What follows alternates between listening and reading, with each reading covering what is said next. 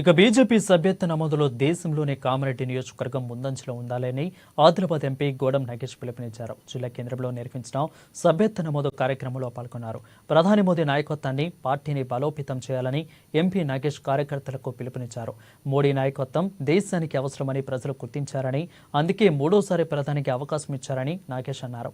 ఇక కామారెడ్డి నియోజకవర్గంతో పాటు కామారెడ్డి జిల్లాలోని 4 నియోజకవర్గాల్లో బీజేపీ సభ్యత్వ నమోదు కార్యక్రమాన్ని విజయవంతం చేయాలని ఎమ్మెల్యే రమణారెడ్డి పిలుపునిచ్చారు.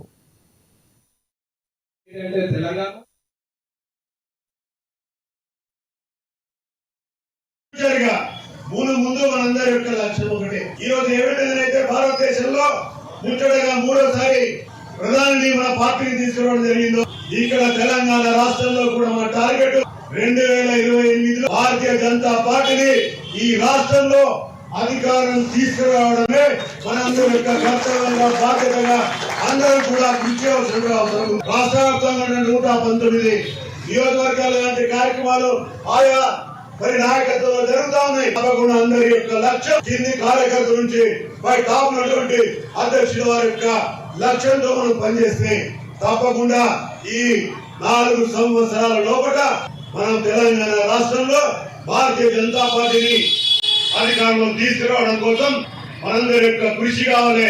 దాంట్లో మనందరం కూడా భాగస్వామ్యం కావాలి.